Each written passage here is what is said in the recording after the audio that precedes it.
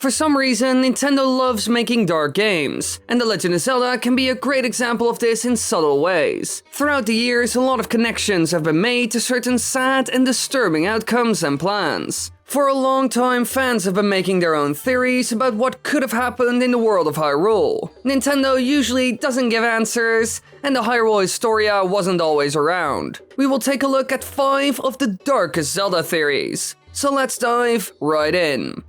Number 5.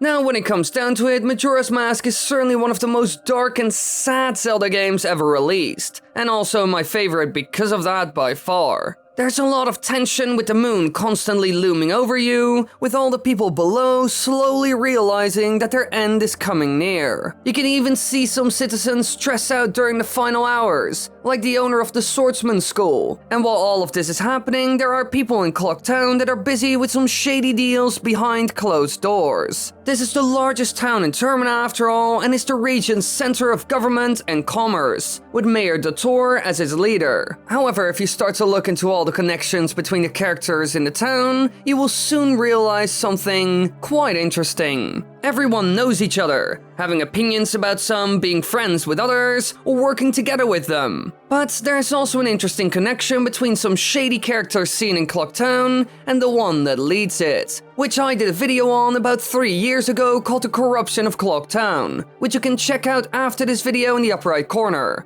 All theories in this video will end up there. I'm still really proud of this video, and it points out something interesting. A connection between the mayor and the shadiest tradesman in town. The guy who runs the curiosity shop. Because when you talk to him, he says that the man from that store is a bad influence on him, which is certainly an interesting quote. And even the guards have heard of this shop, mentioning that it sells stolen goods, but they do nothing about it. And there's even more to all of this, clearly showing us that this peaceful and joy-filled town has been dealing with some dark deeds happening behind closed doors. Number 4. Now, while the Hero of Time has been to a lot of haunted places, there's also something about his own story that's really dark. His demise, and we see the effects of this in The Legend of Zelda Twilight Princess in the form of the hero's spirit. He's filled with regrets from being unable to pass on the lessons of his life to those who came after him. So in the end, he teaches the new Link in Twilight Princess all of his sword moves. However, there's more to it all. Throughout the game, you can see some small hints that there's a bigger story, making the lore even more dark. In a theory by McIntyre, he shows off how the hero could have failed in a previous life, even though we thought he would win.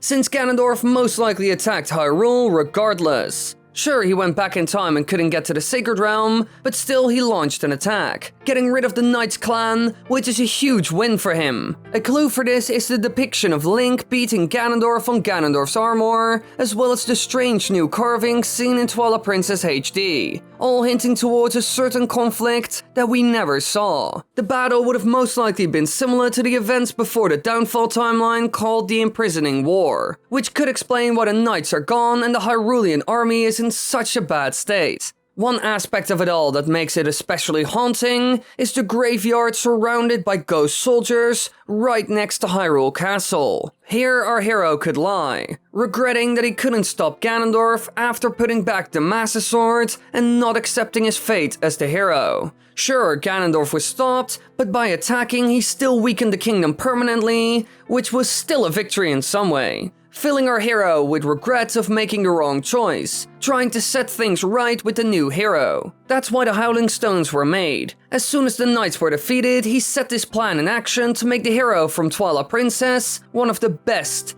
ever seen. Number 3.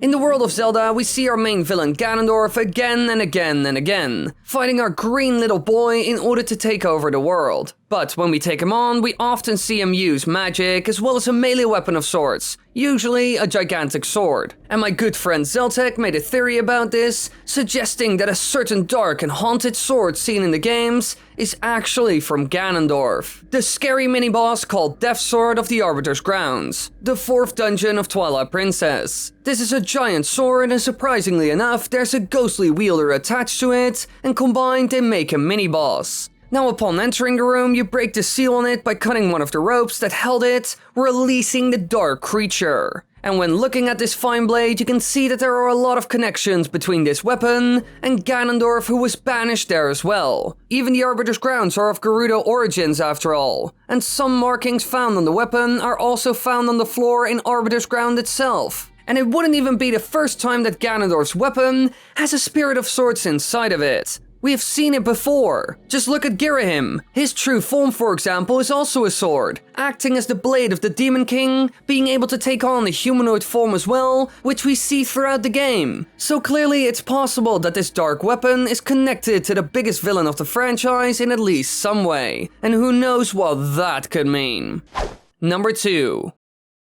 In almost every Zelda game, we see that the royal family of Hyrule is in power of the whole known world, even having influence on the other races seen in the game like Gorons and Zoras. They decide what will happen as soon as something goes wrong, and they are responsible for everything. However, with all this power, they could also go too far. And when looking into their activities in the kingdom, we can see that they are doing some weird and crazy things. About 3 years ago, I made a video about the many gossip stones seen throughout the game, and they have a sinister double purpose. These Sheikah-made stones are found all over Hyrule, and for most citizens, they will provide some basic information, like what time it is. However, when you have a special item, the Mask of Truth, their real purpose is revealed, and it's not a good thing, to be honest. Their ultra-secret feature is providing information for the one who wears the Mask of Truth, and without it, they will not speak. If you talk to them, they will say things like, "They say something mysterious will happen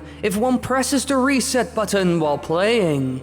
Clearly some strange information. And basically all the gossip stones seen in the entire game have their own little secret to tell. And sometimes this info can also be very specific, on certain characters for example, which is a bit odd. This could mean that Hyrule is actually busy with spying on all the inhabitants of the kingdom using these stones and the mask, or at least used to do this, acting as some sort of hidden little guard towers that seem to help the average citizen, but actually take their deepest secrets with them. I'm not sure why the royal family would want to do something like this, but information is powerful after all. It could be that they installed them after the Great Hyrulean Civil War, using it to keep their population in check by knowing all, without everything going wrong all of a sudden, which is quite a weird and dark thing to think about.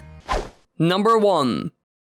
Now for our very last one. We're going to talk about a certain race seen in the game and how it met its end when nature was against it. I'm talking about the Gorons, who aren't seen in every game. Sometimes we know why, for example in the Wind Waker, while other times it's sort of a secret. But after I looked into it all about a year ago for a video, I found one thing that could take them out in no time and very suddenly. The Gorons tend to live on Death Mountain, a really dangerous location in Hyrule that most wouldn't even dare go to. It's seen multiple times in the game and is a tall, often volcanic mountain, and usually we see the Gorons living here. However, while they can deal with almost anything found on this mountain because it's their true home, it can also betray them. This volcano is dangerous, and in time, multiple things could happen that mean the end of the Goron race as we know it. For example, what if the volcano just erupts, covering the whole place with lava and letting out poisonous gases? We even see this in real life when a volcano fully goes explosion mode,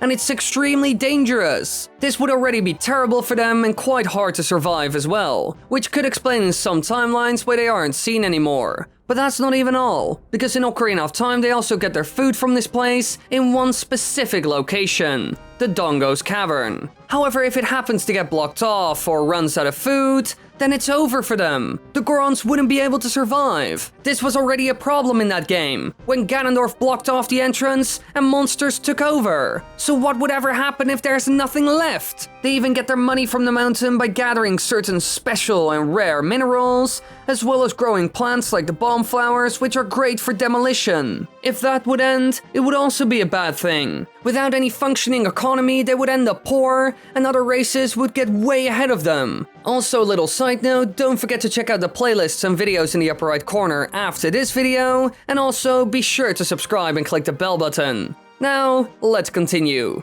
So really, it could easily go wrong. There are a million ways the Gorons could meet their end, which we have seen in some games already. Which is quite a dark thought, making this one twisted theory for sure. And don't forget, all the theories seen in this video are in the upper right corner.